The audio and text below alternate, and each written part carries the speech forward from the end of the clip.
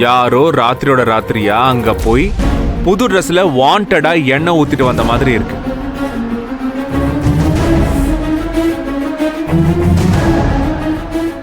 சின்னையா, என்னையா சொல்றீங்க? யாராச்சும் இப்படி வேணும்னே செய்வாங்களா என்ன? என்னையா அது? புது துணியில போய் எண்ணெய் ஊத்துவாங்களா? இந்த வீட்ல என்ன வேணாலும் நடக்கும். சோ இப்படிதான் அந்த ட்ரெஸ்ல எண்ணெயும் வந்திருக்கு.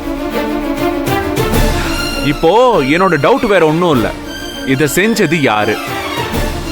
அதை கண்டுபிடிக்கிறதுக்கு ஒரு சிம்பிளான வழி இருக்கு. இந்த காலடி தடம் யாருக்கு மேட்ச் ஆகுதோ அப்ப தெரிஞ்சிரும்ல. மாதவி, உன் தம்பி ரொம்ப ஷார்ப்பா யோசிக்கிறாமா. முதல் அட்டம்ப்ட்லயே கண்டுபிடிச்சிருவோம் போல இருக்கு. ஏய் சூர்யா, உனக்கு தான் பேச தெரியும்னு ஏதாவது பேசிட்டே இருக்காது.